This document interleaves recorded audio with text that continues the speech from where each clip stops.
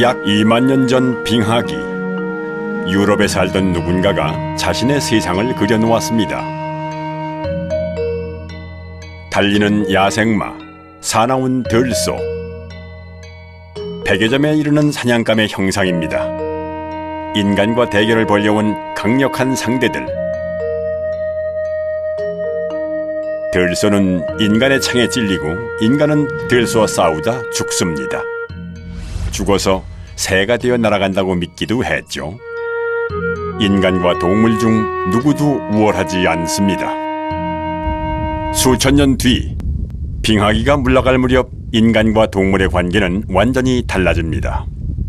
잦은 가뭄과 건조한 기후가 계속되던 그 시기, 비옥한 땅이 있었던 지역, 지금의 이라크, 시리아, 이스라엘 등이 있는 이른바 비옥한 초승달 지역입니다.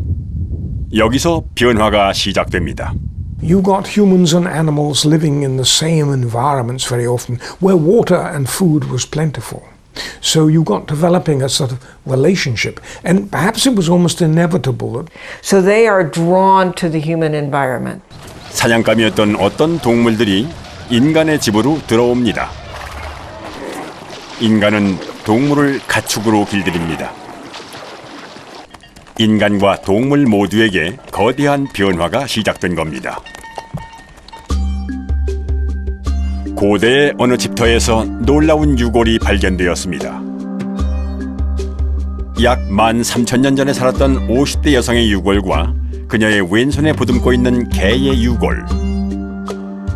개는 최초의 가축이었습니다. Earliest evidence for dog domestication is finding them buried with humans in these 13,000-year-old settlements in Israel. And clearly having developed a social bond with bearing puppies next to their owners. 인간의 집에 살았던 가축, 개. 개의 조상은 늑대였습니다. 그 후, 개는 늘 인간의 곁에 함께 있는 모습으로 발견됩니다. 약 5,000년 전의 암각화입니다. 야생 염소 아이벡스를 향해 활을 쏘는 인간을 형상화했네요. 그리고 사냥에는 조력자들이 있습니다. 바로 개들입니다. 인간의 사냥을 도울 만큼 길들여져 있었던 거죠. 야생의 포식자 늑대를 인간은 어떻게 길들였을까요? 그 의문을 풀기 위해 향한 곳은 몽골의 서부, 러시아, 카자흐스탄, 중국의 국경지대에 자리한 알타이입니다.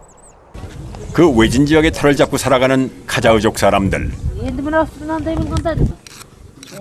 19세기 말 중국에서 이곳 알타이로 이주해온 이래 외부와의 교류는 거의 단절됐습니다.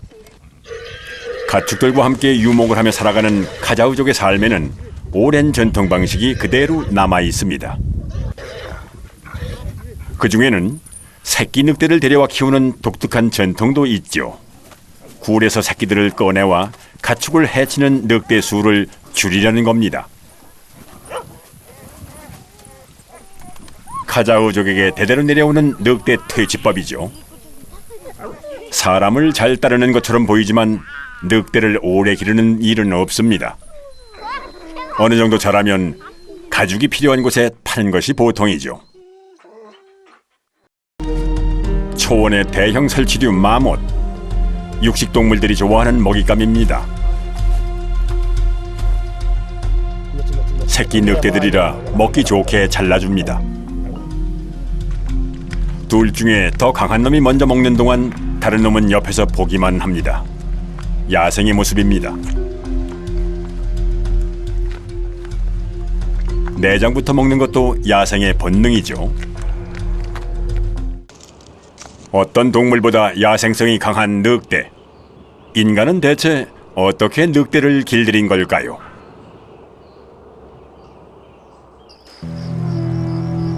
모든 것은 늑대로부터 시작되었습니다.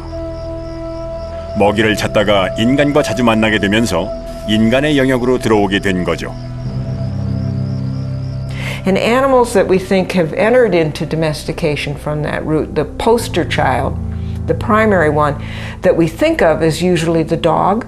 It's thought to have come into domestication as less wary wolves, begin to approach human settlements. Maybe the beta wolf, the one that wasn't doing so well and competing for the ladies and other resources, that then decided to affiliate with humans. 먹이를 찾던 늑대는 인간들이 사는 곳 근처에 먹을 것이 많다는 걸 알게 됩니다. 인간과 늑대는 똑같은 잡식성의 포식자. 경쟁자인 늑대의 접근에 인간은 위협을 느꼈습니다. 늑대를 멀리 쫓아버리려고만 했습니다.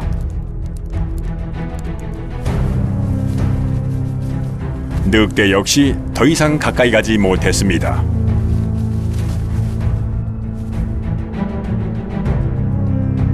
그런데 이때 한 대담한 인간이 다른 이들이 이해할 수 없는 행동을 합니다.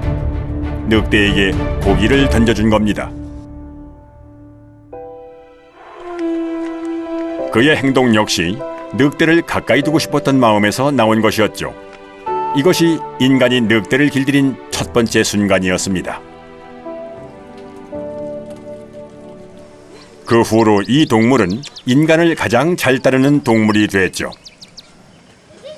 The dogs have taken that sociality from their wolf ancestors and have transferred that to the humans, away from maybe the alpha wolf and the other members of the pack to their human companions. 개들은 인간의 거주지를 지키고 곁에 머무릅니다. 인간의 일을 돕는 실용적인 용도의 가축으로 동행하게 됩니다. 에티오피아 동부의 도시 하라르. 해가 지면 이 도시에서는 조금 다른 상황이 펼쳐집니다. 모습을 드러낸 건 하이에나. 익숙하게 마을 안쪽으로 걸어 들어옵니다. 밤은 야행성인 하이에나들의 활동 시간. 그런데 숲속이 아니라 사람이 사는 마을로 오고 있다니 이상합니다. 그리고 사람들은 이들을 기다리고 있죠. 야생에서는 사자와 경쟁할 정도의 맹수. 그런 하이에나가 사람이 주는 고기를 받아 먹습니다. 사람이 부르는 소리에 반응하며 꽤 익숙하게 길들여진 모습. 맹수의 모습보다는 마치 동네에서 마주치는 개를 닮았습니다.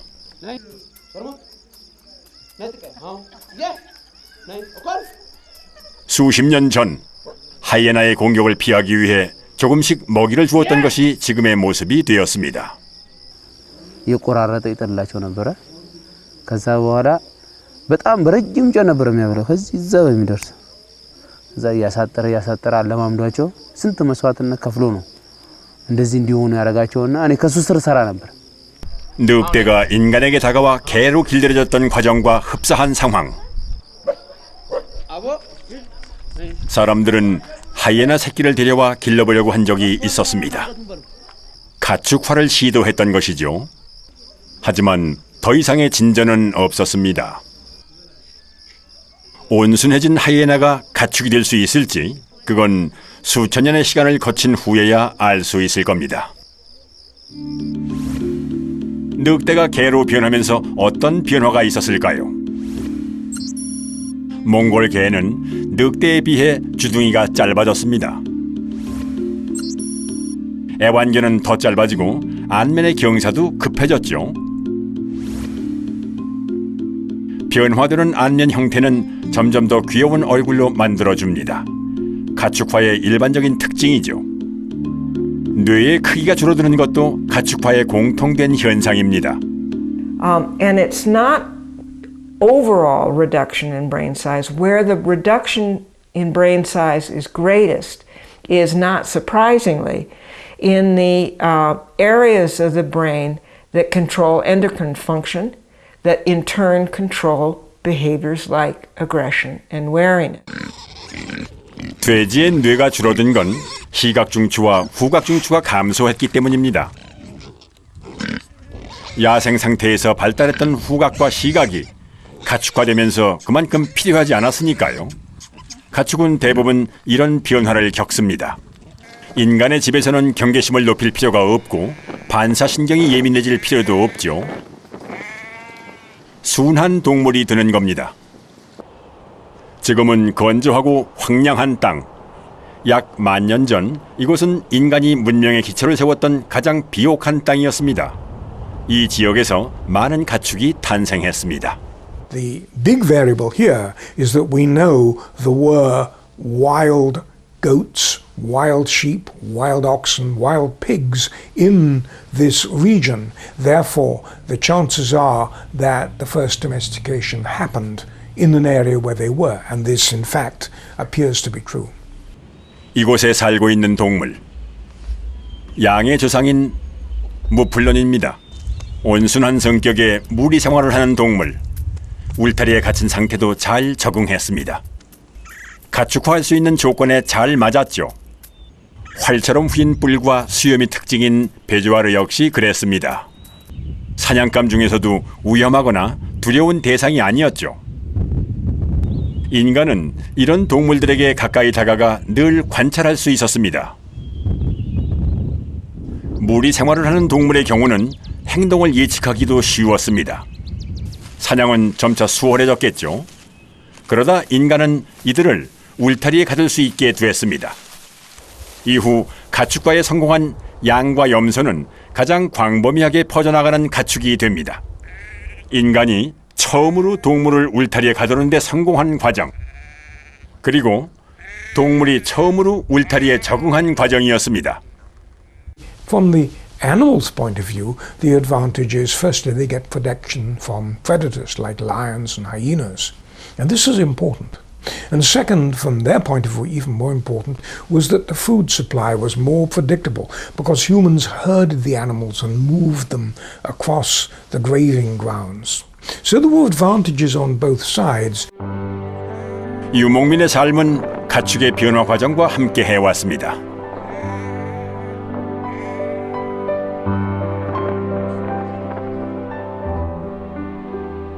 가축이 된 양과 염소는 외모도 달라졌습니다.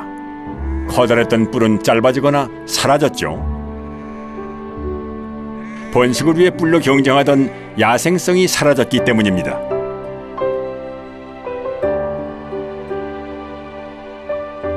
몸의 색깔도 다양해졌습니다.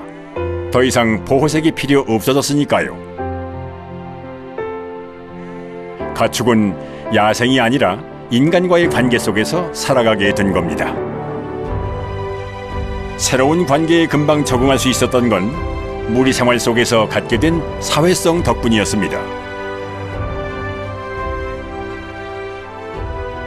Ханы маягийн бас 90% төрүүлж явдаг юм аа. Одоо 90% мал нь дөрөндөө яваад байдаг. Ганцхан мал толгой яваад байна гэж бодлоо тийм байх. Гэтэ дөрөв дураагда адрах шиг тийм асуудал байхгүй шүү дээ. Яг зөвхөн 90%-ууд нь дөрүүлж яваад яг юм төлөлттэй шиг мал нь зүүл рүү яваад байдаг. Манлал нь бол тэр 90 хонин дол байдаг. Гэтэ ганцхан хонь толгойж ийн ганцхан ямаа дагуул явдаг гэдэг юм асуудал байна.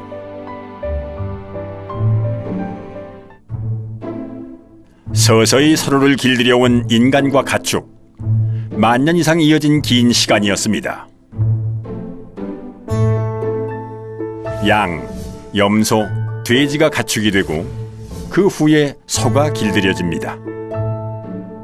약 2,000년이 더 흐른 뒤에야 말이 가축화됐죠. 대부분 서남아시아 혹은 아시아 지역에서 탄생한 가축입니다. 낙타과의 동물 라마. 남아메리카에서 처음으로 가축화에 성공한 동물이죠. 그리고 가장 최근에 가축이 된 동물 낙타가 있습니다. 그 후 포유류 중에서 새로운 가축이라 할 만한 동물은 거의 나타나지 않았습니다.